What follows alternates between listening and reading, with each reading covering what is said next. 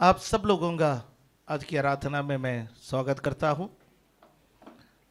Online के माध्यम से हमारे साथ प्रार्थना में जुड़े हुए जितने भी लोग हैं, आप लोगों का भी विशेष रूप से स्वागत है। आज अच्छी एक आराधना परमेश्वर ने हमें दी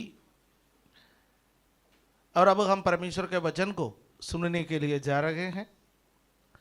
आज दाऊद के जीवन के 3 भागों से उसके स्वभाव के विशेषता के बारे में मैं आपसे बात करना चाहता हूं। जैसा मैं पहले से आपसे कह करके आया है, आज मैं फिर से आपसे कहना चाहता हूं, बाइबल में केवल एक ही व्यक्ति परफेक्ट है, सिद्ध है, केवल प्रभु यीशु। बाकी सब अपूर्ण है। हालेलुया। अच्छाई भी लिखे हुए हैं सबके, बुराई भी लिखे हुए हैं सबके। क्यों लिखे हैं? क्योंकि उनके जीवन में जो अच्छाइयाँ आए हैं और उन अच्छाइयों के लिए परमेश्वर ने उनको जो प्रतिफल दिया है, उन बातों को हम सीखे और हम हमारे जीवन में अच्छाइयों को लाने में कामयाब हो जाए। दूसरा, उन भक्तों के जीवन के बुराइयां भी बाइबल में लिखे हैं। ये इसलिए नहीं लिखे कि हमें भी पाप करने का लाइसेंस परमेश्वर किसी न किसी तरीके से दे रहा हो, बल्कि उस पाप के बाद उनको जो दंड मिला है वो दंड भी साथ साथ लिखा हुआ है कि हम उससे सबक ले कि हम ऐसे पापों में न जाए। यदि हम ऐसे पापों में गिरेंगे तो हमें भी वो दंड जरूर भुगतना पड़ेगा। और मैं आपको ये भी बताना चाहूँगा, पुराना नियम में हम अक्सर कहते हैं पुराना नियम का लोगों का पाप का दंड नया नियम के लोगों का पापों के दंड से अधिक परमेश्वर उनको देते थे। ये आपका गलत फहमी है। पुराना नियम में लोगों को सहायता करने के लिए पवित्र आत्मा हरदम उनके पास नहीं थे। जब जरूरत पड़ते थे पवित्र आत्मा उनके लिए उपलब्ध होते थे, स्वर्गदूत उनके लिए उपलब्ध होते थे। आज के समान लिखा हुआ वचन उनके पास पर्याप्त मात्रा में नहीं थे, फिर भी उन्होंने दंड को पाया है। तो आज 24 घंटे पवित्र आत्मा हमारे लिए उपलब्ध है, लिखा हुआ वचन हमारे लिए उपलब्ध है, परमेश्वर के दास दासी हमारे उपलब्ध है। तो हम गलतियां करेंगे तो जो दंड हम भुगतेंगे वो उससे भयंकर होगा। पर फर्क इतना है, पुराना नियम में दंड तुरंत मिलता था, नया नियम में दंड मिलने में थोड़ा सा देरी हो जाता है ना। इसलिए पश्चाताप का मौका, मन फिराने का मौका नया नियम में परमेश्वर सबको देता है, क्योंकि ये जो युग है जिस पर हम चल रहा है वो अनुग्रह का युग है। ये अनुग्रह के युग में परमेश्वर बार बार लोगों से कहते हैं कि मन फिराओ, पश्चाताप करो, मुझे ढूंढो, वापस आओ। उसके बावजूद भी वापस नहीं आएंगे, उसके बावजूद भी मन नहीं फिराएंगे, उसके बावजूद भी परमेश्वर के वाणी, परमेश्वर के बातों को नहीं सुनेंगे, तो परमेश्वर अपने आप उस चीज का व्यवहार करेंगे। किसको क्या दंड मिलेंगे उसका न्याय करने का अधिकार हम में से किसी को परमेश्वर ने नहीं दिया है। हालेलुया। हम एक दूसरे का न्याय करने के लिए बैठे हुए लोग नहीं हैं। हम एक दूसरे के लिए प्रार्थना करने के लिए बैठे हुए लोग हैं, एक दूसरे के प्रोत्साहन के लिए बैठे हुए लोग हैं। हालेलुया। इसलिए यदि आपको नया नियम का व्यवस्था है, पुराना नियम में जब कोई पाप करते थे भक्त पुकारते थे, परमेश्वर तेरा न्याय कब उंडेलेगा इस पर, इसका टांग टूटेगा कब, इसके घर में मौत कब आएगा, इसके बच्चे कब अनाथ होंगे, इसका मकान कब बिकेगा, ये कब सड़क पर आएगा। ये पुराना नियम के भक्त पुकारते थे न्याय के लिए। नया नियम का भक्त न्याय के लिए पुकारने वाले नहीं है, नया नियम का भक्त रहम के लिए पुकारने वाले हैं। हालेलुया। कोई भाई या बहन पाप करते हैं, कोई पाप में चले जाता है तो नया नियम का भक्त पुकारते गए, परमेश्वर उनका रहम कर, परमेश्वर उनको माफ कर दे, परमेश्वर उनको मन फिराव का मौका दे, परमेश्वर उनको वापस आने का मौका दे। हालेलुया। उस पुकार के लिए, उस प्रार्थना के लिए परमेश्वर ने आपको और मुझे इस कलीसिया में जोड़ दिया है। अब निकालेंगे भजन 51, साम 51, उसका 10 से 12 पद को पढ़ करके आज के संदेश का आरंभ हम करेंगे। भजन 51 10 से 12, 51 साम 51 10 to 12 मिलके पढ़े। है परमेश्वर, मेरे अंदर शुद्ध मन उत्पन्न कर और मेरे भीतर स्थिर आत्मा नए सिरे से उत्पन्न कर। मुझे अपने सामने से निकाल ना दे और अपने पवित्र आत्मा को मुझसे अलग ना कर। अपने किए हुए उद्धार का हर्ष मुझे फिर से दे और उदार आत्मा देकर मुझे संभाल। पश्चाताप की एक प्रार्थना। दाऊद को मालूम था कि उसके जीवन में पाप हुआ है। पृष्ठभूमि है 2 शमूएल 11वां अध्याय।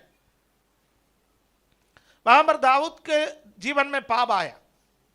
दाऊद के जीवन में पाप आने का कारण है, बिना कारण पाप नहीं आता।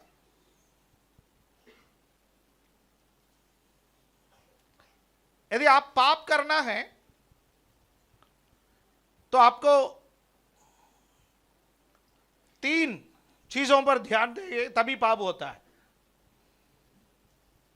3 पॉइंट, 3 बातें जब आपस में मिलते हैं पाप सिन होता है। इसका जो पहला है वो अपॉर्चुनिटी। पाप करने के लिए क्या चाहिए? मौका चाहिए, अपॉर्चुनिटी चाहिए। बिना मौके का आप पाप कर ही नहीं सकते। तभी तो कुछ लोग चोरी अभी तक किए नहीं, मौका मिला नहीं। मिले होते तो कब से कर डालते, राइट? मजाक में कहा है, ज्यादा दिल पर मत लीजिए। पाप करने के लिए सबसे पहले किसी को क्या चाहिए? मौका, अपॉर्चुनिटी चाहिए। दूसरा, पाप करने के लिए मोटिवेशन भी चाहिए, प्रेरणा। अंदर से एक ललक हो पाप करने का, एक प्रेरणा चाहिए। एक कभी इंटरनल होता है, कभी एक्सटर्नल होता है। कभी हमारे अंदर से प्रेरणा मिलता है पाप करने का, कभी बाहर से कोई दबाव देता है। शैतान यहीं पर काम करता है। वो हमारे लिए मौका भी क्रिएट करता है, वो हमें प्रेरणा भी देता है, करो करो करो। जैसा हव्वा के जीवन में उन्होंने मौका क्रिएट किया, हव्वा से बात करने का, फल दिखाने का, फल के बारे में चर्चा करने का। उसके बाद उसको प्रेरणा दी, उसको मोटिवेट किया परमेश्वर के खिलाफ सोचने के लिए, परमेश्वर के खिलाफ चलने के लिए, परमेश्वर के खिलाफ कार्य करने के लिए। इसलिए मोटिवेशन आल्सो इज इंपॉर्टेंट।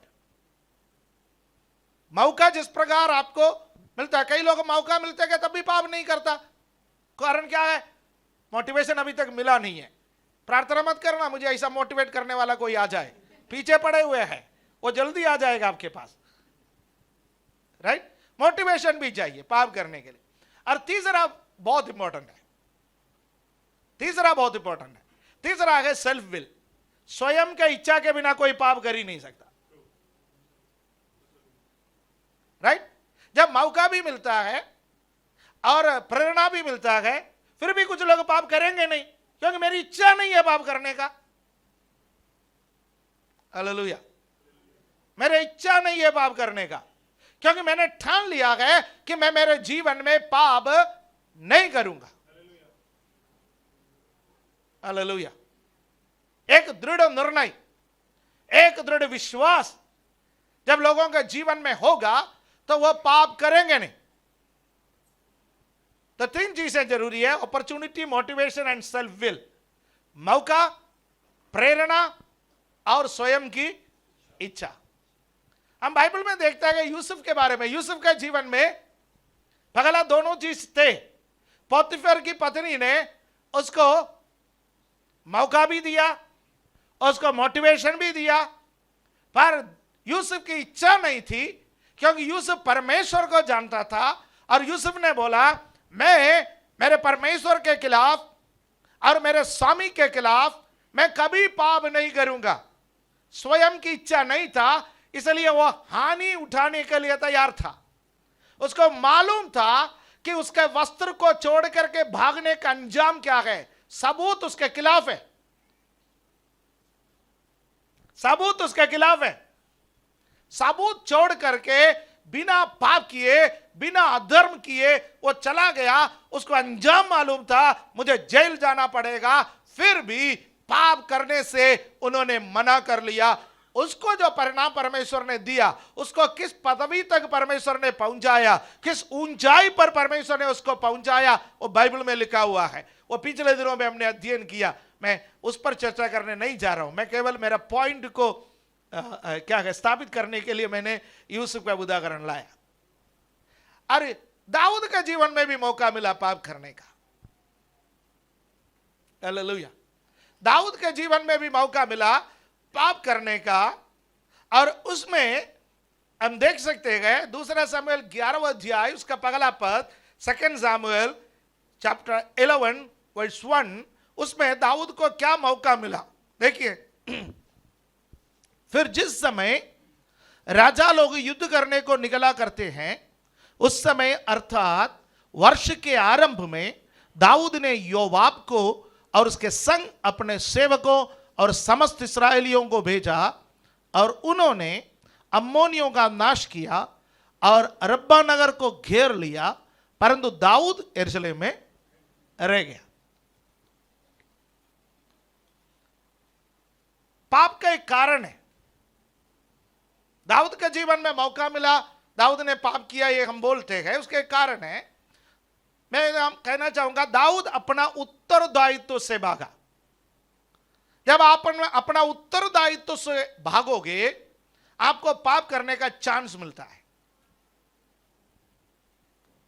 कुछ लोग अपना परिवार के उत्तरदायित्व से भाग जाता है। मेरा what are my responsibilities in my family, मेरा परिवार का उत्तरदायित्व है, मेरे जीवन साथी के प्रति मेरा उत्तरदायित्व है, मेरे बच्चों के प्रति मेरा उत्तरदायित्व है, मेरा फाइनेंस के प्रति मेरा उत्तरदायित्व है, मेरे धन संपत्तियों का प्रति मेरा उत्तरदायित्व है, मेरा नौकरी का प्रति मेरा उत्तरदायित्व है, मेरा पड़ोसी के प्रति मेरा उत्तरदायित्व है, मेरा समाज के प्रति मेरा उत्तरदायित्व है, मेरे देश के प्रति मेरा उत्तरदायित्व है।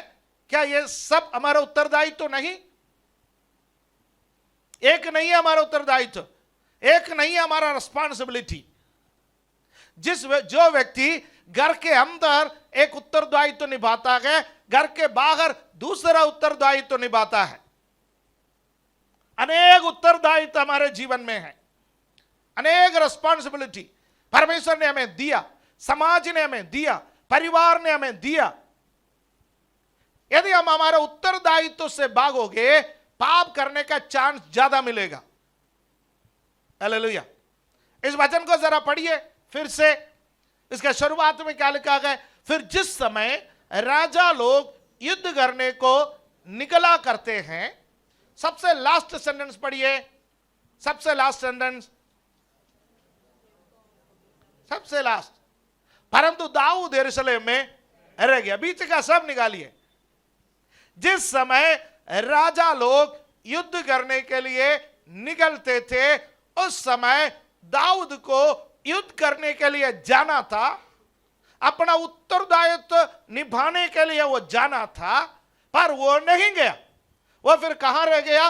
यरूशलेम में, अपने घर में रह गया। ध्यान दीजिए, पुराना नियम का युद्ध नहीं है नया नियम का युद्ध। नया नियम का युद्ध आत्मिक युद्ध है। आपको और मुझे एक आत्मिक युद्ध लड़ना है, और जिस समय आत्मिक युद्ध लड़ने का समय होता है, हम युद्ध के लिए तैयार नहीं हो जाएंगे तो शैतान हमें बहकाने के लिए हमारे पीछे पड़ेंगे। यह भी याद रखिए। उपवास आपका जीवन का आत्मिक युद्ध है। प्रार्थना आपका जीवन का आत्मिक युद्ध है। बाइबल पढ़ना आपका जीवन का आत्मिक युद्ध है। इतवार का दिन कलीसिया में आना आपका जीवन का आत्मिक युद्ध है। परमेश्वर के सेवा के लिए निकलना आपका जीवन का आत्मिक युद्ध है। हालेलुया। यदि आप अपना जीवन का आत्मिक युद्ध को भूल करके आप अपना घर में रहोगे, आप अपना स्वार्थ में रहोगे। घर में रहने का अर्थ मैं समझता हूं स्वार्थ में रहना। मैं नहीं जाऊंगा प्रार्थना के लिए, मैं नहीं जाऊंगा परमेश्वर का काम के लिए, मैं नहीं जाऊंगा कॉटेज मीटिंग के लिए, मैं नहीं जाऊंगा उपवास के लिए, मैं नहीं जाऊंगा उस काम के लिए, मैं नहीं जाऊंगा उस काम के लिए प्रभु का। क्यों नहीं जा रहे हो? अरे मेरी मर्जी है, मेरा स्वार्थ है, मुझे कुछ छुट्टी लेना पड़ेगा, मुझे कुछ पैसा खर्च करना पड़ेगा, मुझे कुछ परिश्रम करना पड़ेगा, उसके लिए मैं तैयार नहीं हूं। युद्ध आसानी से नहीं होता। युद्ध एक चैलेंज है, युद्ध एक चुनौती है। युद्ध में घायल भी होना पड़ेगा, युद्ध में जोखिम है। विश्वासी, जिस दिन आप आत्मिक जीवन में जोखिम उठाने को छोड़ दोगे ना,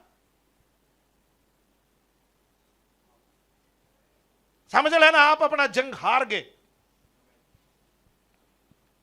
हालेलुया, आमीन। कुछ लोग दुखी हो जाता है, इतवार का दिन तो हम कुछ अच्छे बातें सुनने के लिए आता है। ये अच्छी बात है, ये सब अच्छे बात है। हालेलुया है। आपको मक्खन पसंद है तो जब आते गए तो अमूल का एक टिक्की साथ लाना, मेरे ऊपर मल करके चला जाना, अगले इतवार का दिन तक असर रहे। मेरे प्यारे भाइयों बहनों, बाइबल पढ़ते मुझे डर लगता है, मुझे हर दिन बाइबल पढ़ते हुए डर लगता है। बाइबल का परमेश्वर के स्वभाव के बारे में सोचकर, बाइबल के परमेश्वर के पवित्रता के बारे में सोच करके मुझे डर लगता है कि मैं कहीं नहीं ठीक पाता, मैं कहीं नहीं ठीक पाता। उसके बावजूद भी मैं प्रार्थना तो कर सकता हूं, प्रभु मुझे कहीं ना कहीं ठिका दे। मैं संघर्ष तो कर सकता हूं, मैं चुनौती का सामना तो कर सकता हूं। और जिस दिन आप चुनौती का सामना करना छोड़ोगे, उस दिन प्रलोभन आपके जीवन में आएगा। प्रलोभन, मैंने मोटिवेशन जो शब्द बोला है उसका असली शब्द प्रलोभन है। मोटिवेशन एक पॉजिटिव शब्द है, टेम्पटेशन होना चाहिए, प्रलोभन है। हालेलुया।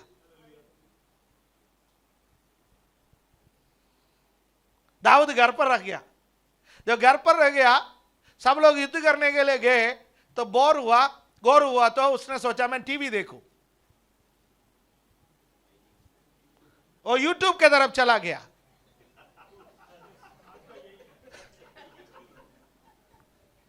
उन दिनों में यूट्यूब छत पर था।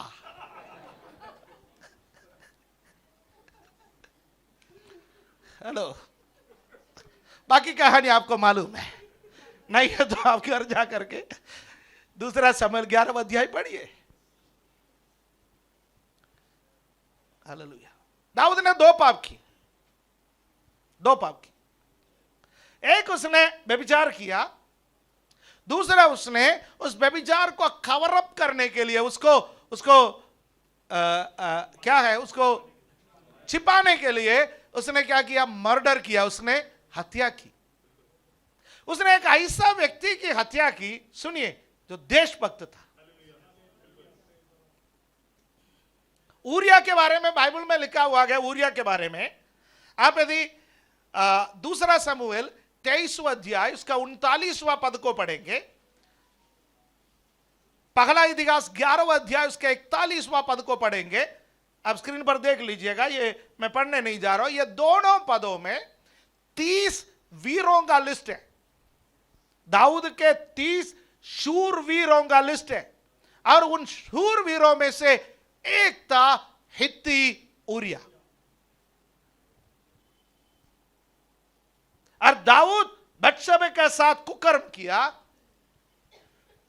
और दाऊद को पता चला खेल बिगड़ गया, तो दाऊद ने ऊरिया को चालाकी से बुलाया और अपना पाप का बोझ ऊरिया के सिर पर बांधने के लिए उन्होंने कोशिश की। उसको इतना दारू पिलाया, दारू में उसका देशभक्ति उतरा नहीं, वो भक्त रहा।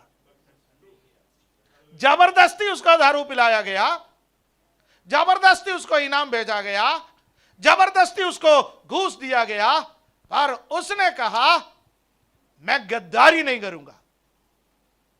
मेरा स्वामी योवाब जंगल में, मरुस्थल में, युद्ध के मैदान में, खुले आसमान के नीचे सो रखा है, मैं घर में जाके छत के नीचे नहीं सोऊंगा। दाऊद के घर के आंगन में सो गए वो रात में। ऐसा देशभक्त कहां मिलेगा? ऐसा शूरवीर कहां मिलेगा? राजा इनाम दे रखा है, राजा घर भेज रखा है, पर अपने देश के प्रति वफादारी निभाने वाला एक व्यक्ति को उसने मार डाला। उसने सोचा कोई नहीं देख रहा है, लेकिन देखने वाला एक परमेश्वर है। हालेलुया। हमारे सारे कामों को देखने वाला एक परमेश्वर है। हालेलुया, आमीन।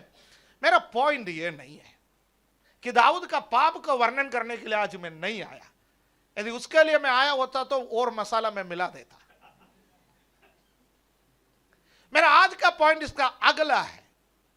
परमेश्वर नादान भविष्यद्वक्ता को जब उसके पास भेज देता है और दाऊद का सामने वो वर्णन कर रहा है, कहानी का माध्यम से दाऊद ने क्या पाप किया। नादान भविष्यद्वक्ता जाने के बाद दाऊद अपने कोठरी के अंदर जाकर के भजन 51 लिख डाला है। उस भजन 51 में उसने क्या लिखा, और आप देख लीजिए पाप करने से एक व्यक्ति के जीवन में क्या क्या होता है, वो दाऊद ने वहां पर लिखा है। भजन 51 10 से 12 फिर से हम उसको देखेंगे। परमेश्वर मेरे अंदर शुद्ध मन उत्पन्न कर। जब आप और मैं पाप करते हैं, हमारा मन अशुद्ध हो जाता है, मन गंदे हो जाता है, गंदे ख्याले जीवन में आने लगते हैं। हालेलुया, हमारा मन अशुद्ध हो जाता है। पर दाऊद ने कहा प्रभु मेरे अंदर एक शुद्ध मन उत्पन्न कर और मेरे भीतर स्थिर आत्मा नए सिरे से उत्पन्न कर। वो जो आत्मा दाऊद के जीवन में आया था, जब उसको अभिषेक मिला था और दाऊद को पता चला मैंने पाप किया, वो आत्मा मुझ में से चला गया। जब आप पाप करते गए, पवित्र आत्मा चला जाता गया, अन्य भाषा रह जाता है। ये कुछ लोगों को समझ में नहीं आया। कुछ लोग अभी भी तसली करता है, मैं बब्बा बोल रहा हूं इसलिए काम चल रहा है, अन्य भाषा बोल रहे हैं काम चल रहा है। अन्य भाषा हमारे मन में रह जाते हैं। आप बोलते बोलते बोलते बोलते बोलते अन्य भाषा में आप इतने एक्सपर्ट हो जाता है, आंख खोल कर भी आप अन्य भाषा बोल सकता है, पर आत्मा चला जाता है। और जिसके अंदर पवित्र आत्मा रहता है, उसके अन्य भाषा लगातार चेंज होता है, लगातार ताजगी आता है, लगातार नया अनुभव मिलता है। हालेलुया। मेरा अगला सवाल आपसे है, पिछले बार कब आपने नया ताजगी, नया अभिषेक, नया सामर्थ्य को परमेश्वर से प्राप्त किया है?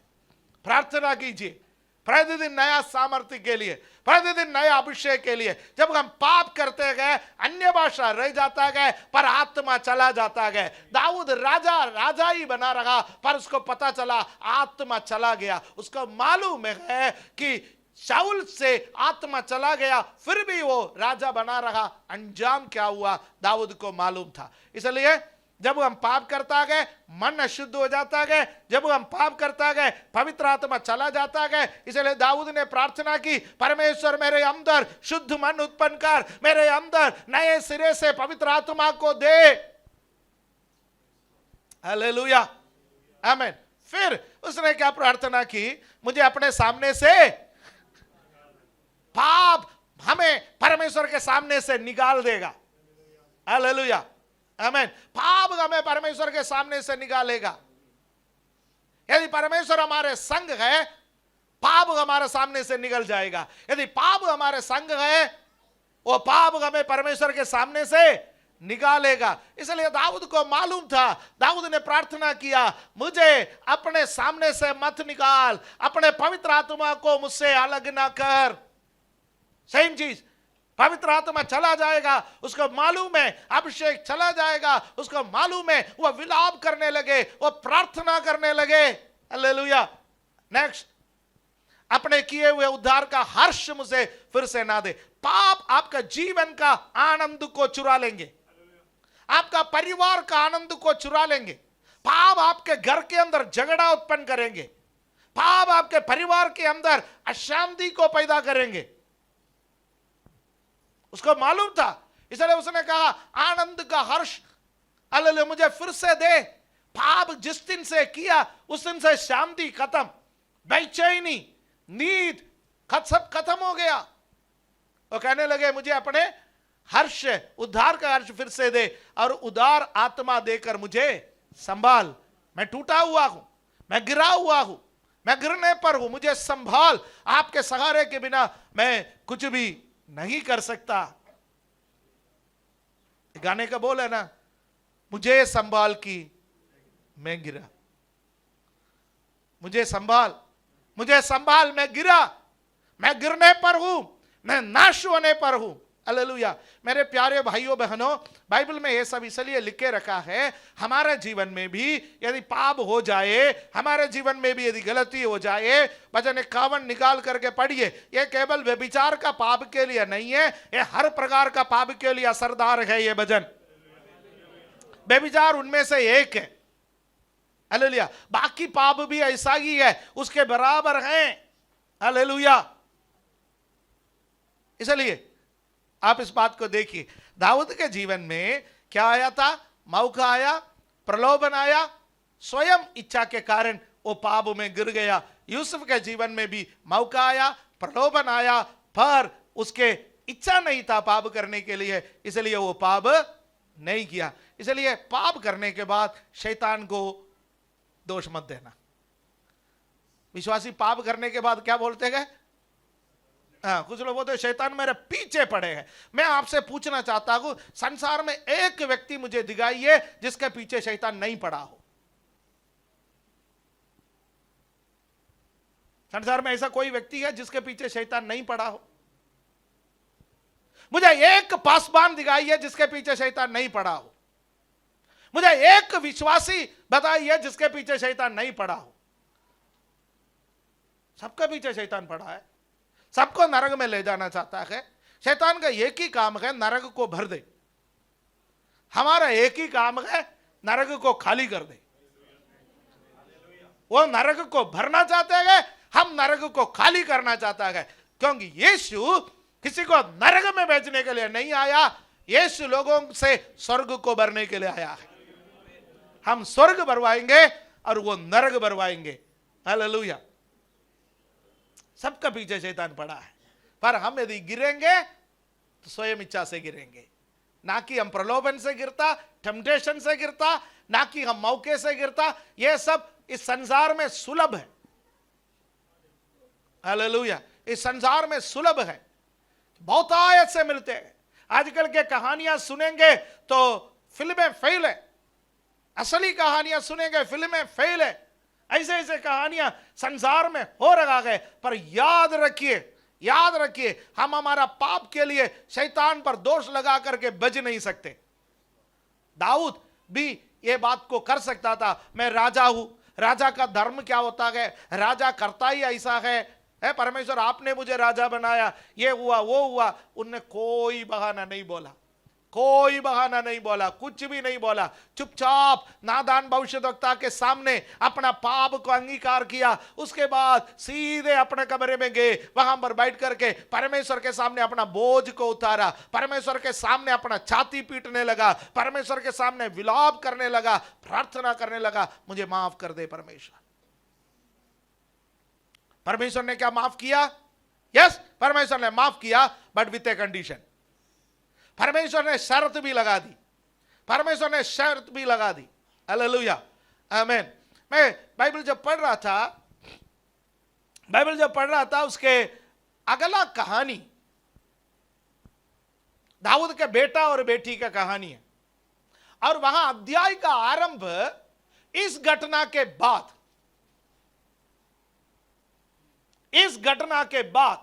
और मैं थोड़ी देर बैठ करके सोचने लगा। थोड़ी देर मैंने बाइबल को खुला छोड़ करके, मेरे आंखें बंद करके मैं सोचने लगा, प्रभु पवित्र आत्मा ने क्यों लिखा इस घटना के बाद? बहुत बार मैंने बाइबल पढ़ा, पर मुझे वो पॉइंट उस समय नजर आया कि इस घटना के बाद, सुनिए, आप और मैं जो पाप करते गए वो हमारे परिवार में असर डालते, हमारे बच्चों में असर डालते, हमारे पीढ़ियों में असर डालते। इसलिए यदि आप अपने बच्चों से, अपना परिवार से, अपना पीढ़ियों से प्यार करते हैं तो पाप से बचने का कोशिश कर लीजिए। आपका और मेरा पाप हम तक सीमित नहीं है।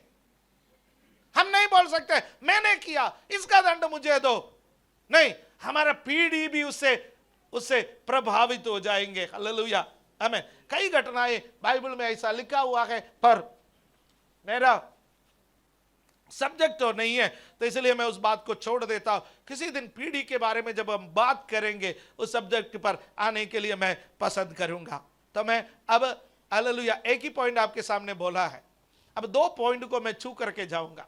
3 घटना है, यदि मैं उसको छू करके नहीं गया तो ये अपूर्ण हो जाएगा। अब जरूरी नहीं मैं इतना एक्सप्लेन करूं कि मैं जल्दी उसको छू करके जाऊंगा। दूसरा जो घटना है, इसी बीच में 1 कोरिन्थी 6 अध्याय 18वां पद को हम पढ़ेंगे। 1 कोरिन्थियंस चैप्टर 6 वर्स 18। ये हमारे बच्चों के लिए मैं या जवानों के लिए मैं इस वचन को पढ़ना चाहूंगा। व्यभिचार से बचे रहो, जितने और पाप मनुष्य करता है वे देह के बाहर है, परंतु व्यभिचार करने वाला अपनी ही देह के विरुद्ध पाप करता है। इंग्लिश में लिखा गया फ्ली फ्रॉम सेक्सुअल इमोरालिटीज, अनैतिकता से दूर भागो। नैतिक भी है, अनैतिक भी है।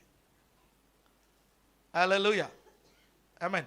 लीगल एंड इलीगल नहीं है, लीगल एंड इलीगल नहीं है, कुछ अनैतिक बातें भी लीगल है। For example same sex marriage, it's legal,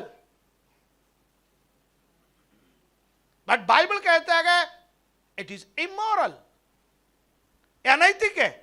Bible के मुताबिक उसमें कोई नैतिकता नहीं है।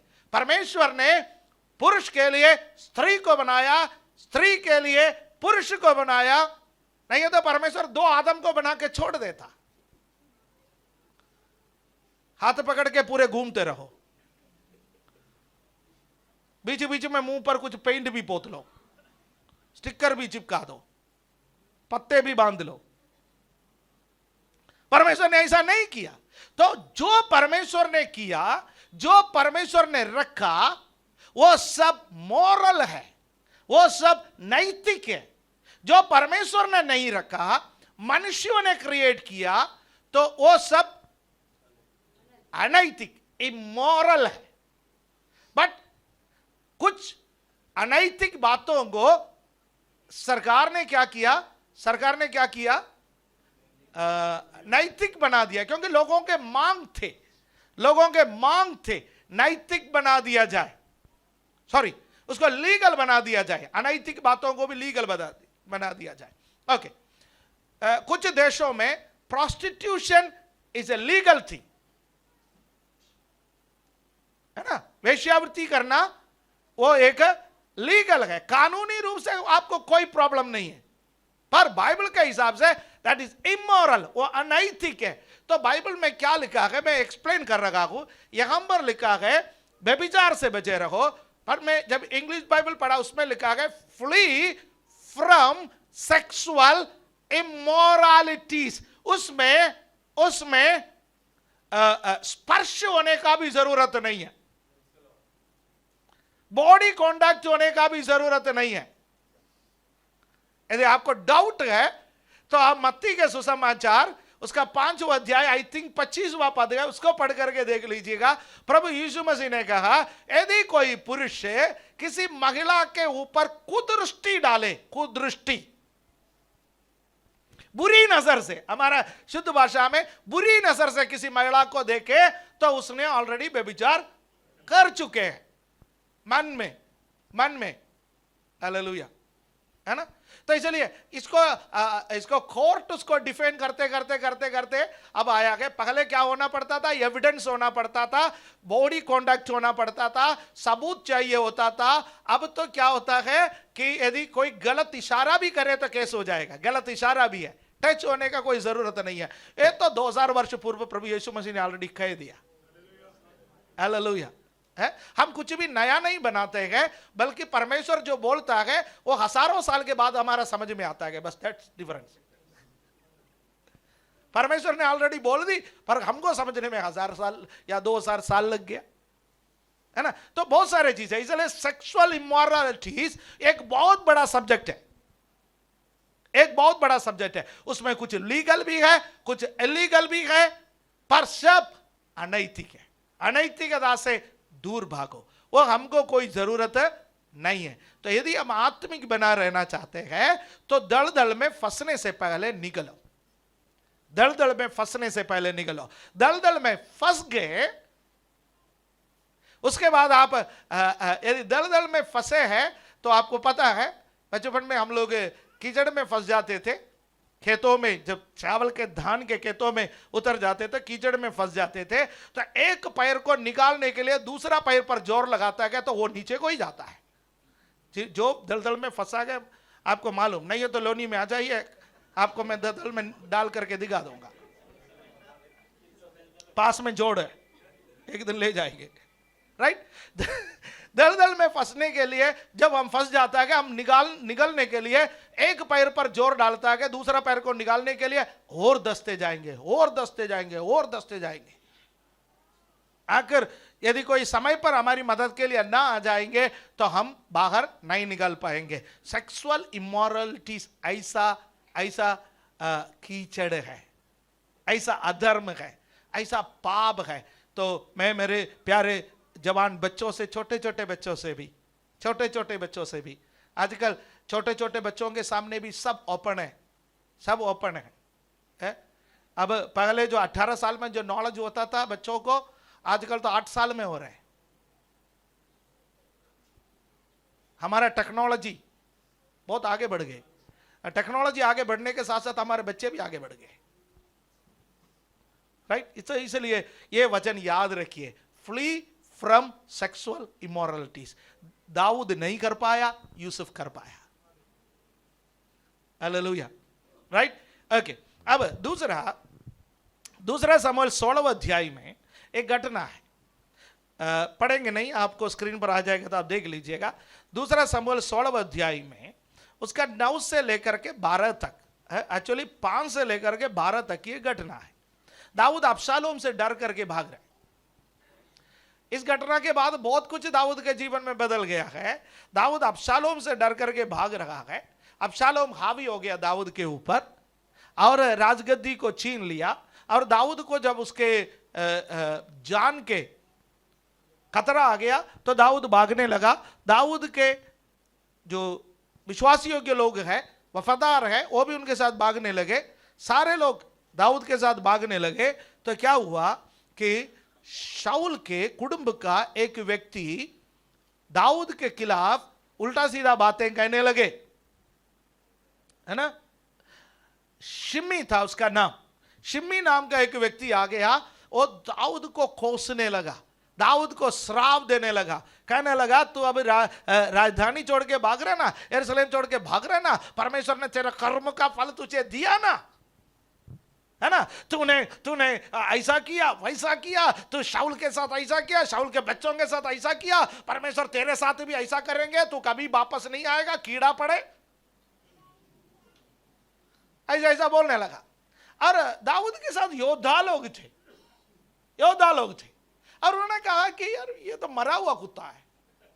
उसके बारे में बाइबल में लिखा है ये मरा हुआ कुत्ता है, इसको तो हम एक ही काट में 2-3 कर देंगे टुकड़ा।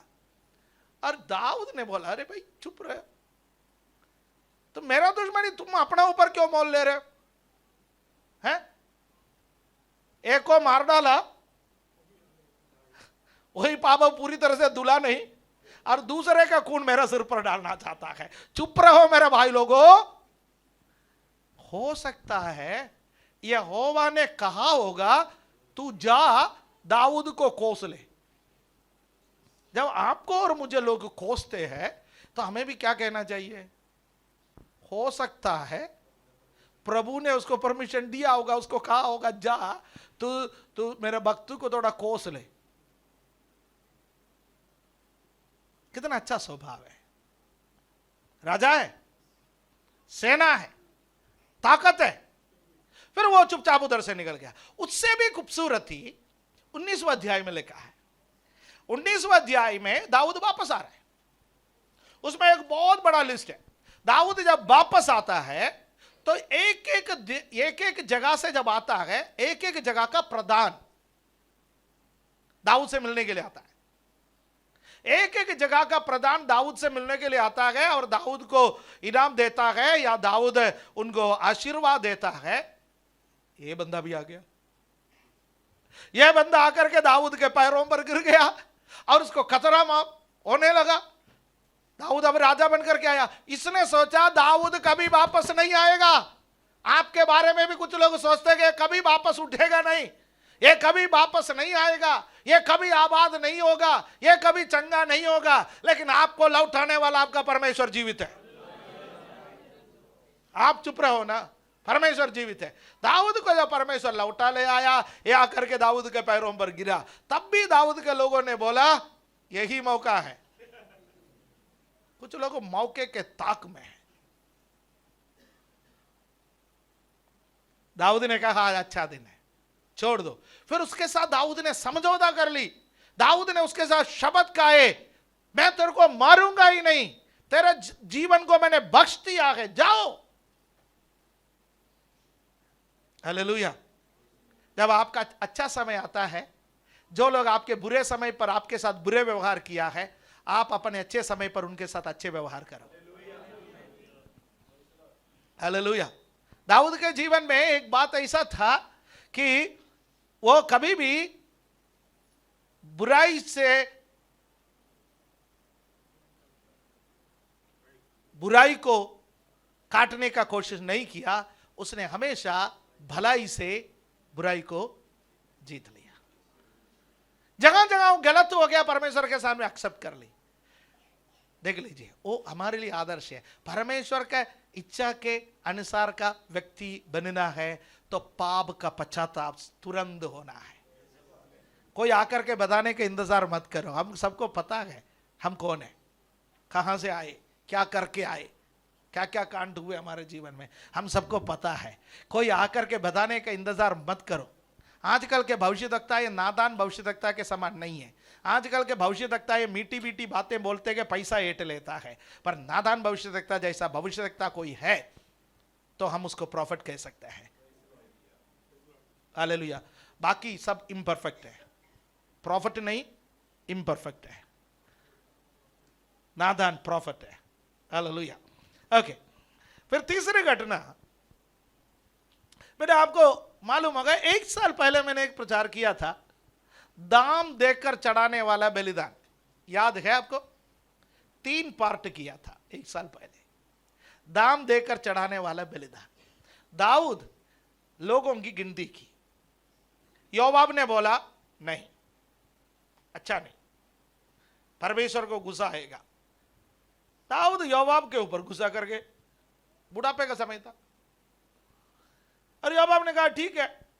वो गए, गिनती करके आए, तो बाद में दाऊद को मन में खेद आ गया। वो परमेश्वर के सामने बोला मैंने गलती कर ली। परमेश्वर ने बोला गलती कर ली तो माफ कर दिया, पर अंजाम भुगतना पड़ेगा।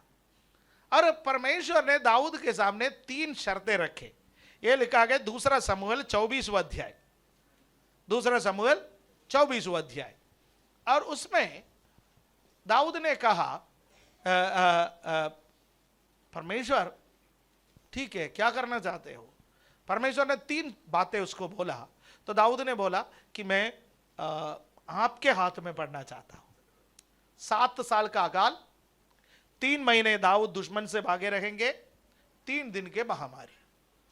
दाऊद ने तीसरा ऑप्शन को चुना। बोला परमेश्वर मैं आपके हाथ में पड़ूंगा, 7 साल का अकाल भारी पड़ेगा, 3 महीने दुश्मन का हाथ में पड़ेगा तो वो भी भारी पड़ेगा, पर 3 दिन आपके हाथ में पड़े तो मैं सह सकता हूं। बाद में दाऊद को पता चला बड़ा भारी विपत्ति आया कि 70,000 लोग मर गए। 70,000 लोग मर गए। तो यहोवा का दूत जब यरूशलेम में आया है तो दाऊद उससे मिला। 17वां पद को पढ़ेंगे,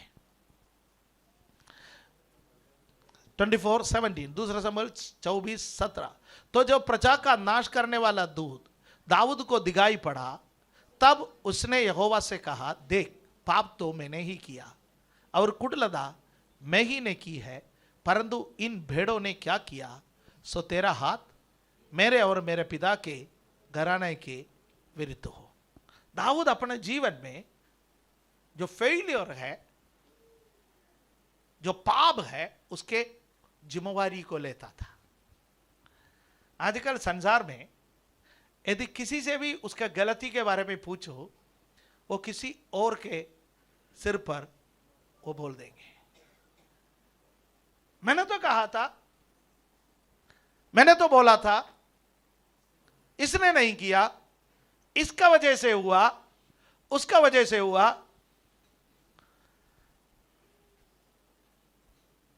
आप किसी के पारिवारिक झगड़ा निपटाने के लिए कभी जाइए, कोई नहीं कह सकता कि मेरे वजह से हुआ। समाज में झगड़ा निपटाने के लिए जाइए, दफ्तर में झगड़ा निपटाने के लिए जाइए, भाई भाइयों के बीच में झगड़ा निपटाने के लिए जाइए, कोई नहीं कहेगा मेरे वजह से हुआ। सब कहेंगे इसके वजह से हुआ। पर दाऊद यहोवा के दूत से मिला तो कहा मेरे वजह से हुआ, मेरे वजह से हुआ। दंड मिलना है तो मुझे मिलना है। तब यहोवा के दूत ने उसको तरीका बताया क्या करना है, क्या नहीं करना है। और दाऊद जिस स्थान को ओर्नान से खरीदा, उस स्थान पर यरूशलेम का मंदिर बाद में बना। वही जगह था जहां पर अब्राहम ने अपना बेटा इसहाक का बलिदान चढ़ाया था। याद रखिए, 3 बातों को याद कीजिए। सबसे पहली बात, आप अपना उत्तरदायित्व को हमेशा याद रखें। शरीर की अभिलाषा के अनुसार मत चलो, अपने इच्छा को शरीर की अभिलाषा के अधीन मत करो। Do not submissive to your flesh. अपने शरीर के अधीन चलने का कोशिश मत करो, आत्मा के अनुसार चलो।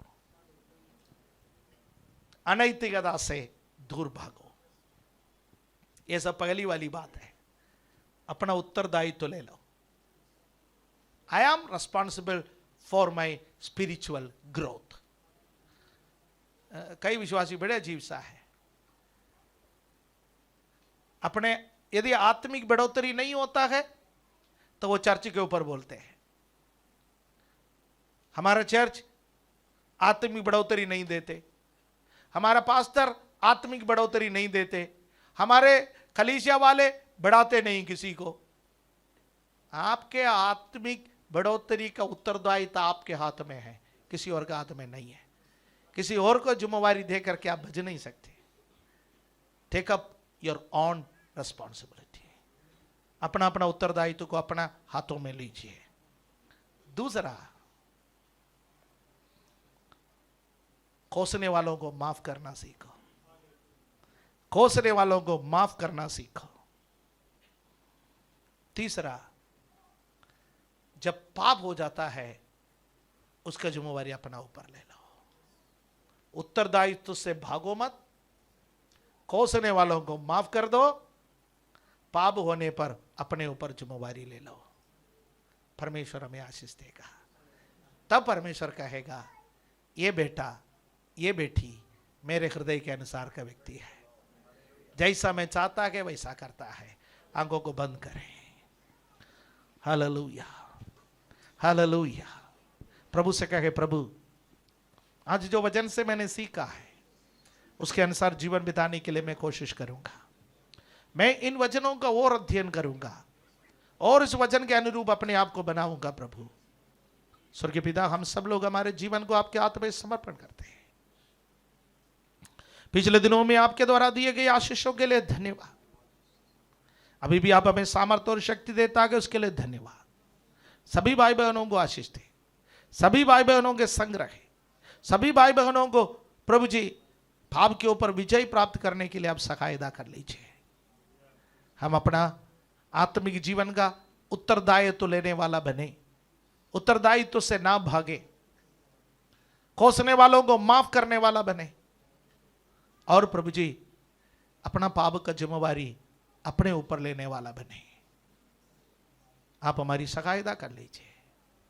अनैतिकता से भागने के लिए हमारी सहायता कर लीजिए। शरीर की अभिलाषाओं से दूर रहने में हमारी सहायता करें। धन्यवाद देता है। प्रार्थना हमारा मुक्तिदाता प्रभु यीशु मसीह के पवित्र नाम से मांगने के समय सुनो और कबूल करो हमारे स्वर्गीय पिता। आमीन।